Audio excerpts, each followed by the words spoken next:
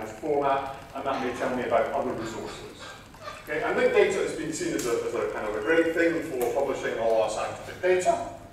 And we can see the growth. These few slides are trying to show the growth. This was in May 2007, then there's more data sets, then more, then more. Lots of data sets coming out as linked data. But one of the issues that we kind of tried to highlight in the paper towards the end of last year was that this is all very nice. Okay, linked data is great. But there's no common models here for doing things like lifecycle, aggregation, ownership. So versioning, again the memento stuff's pretty nice here and there with respect to linked data. The annotation models as well are important. So linked data is a platform for sharing and publishing, okay, but we need more that sits on top of it. And our hypothesis is that this research object structure will support this doing that. So the paper is called Linked Data is Not Enough. The answer is not linked data, but that's a joke for magicians, stage magicians.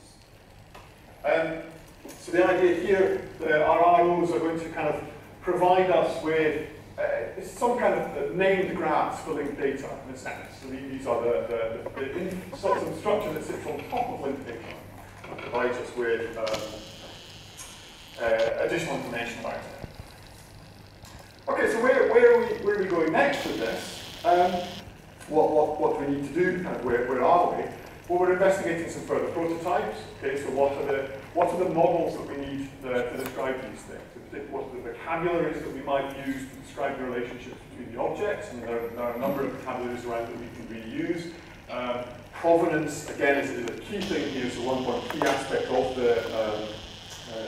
the work that we want to try and do in this project is understanding the provenance trails of as we move from the data through the processes and so on. There's a refinement of these life cycle states. Including this is quite a simplification of what's going on here, what are the other states, and in particular how do those states impact with the user roles. So we're trying to very much user-driven in this process and looking at what the requirements are that are coming out of our user scenarios. This is partly about sharing this idea. And there's a question here about how much sharing we can or could or should support. And there are issues here of supporting intra-group sharing or intra-community sharing or sharing with anybody. And as we move kind of further and further away from our community, we require more and more information to be embedded in those objects to enable people to use and consume them.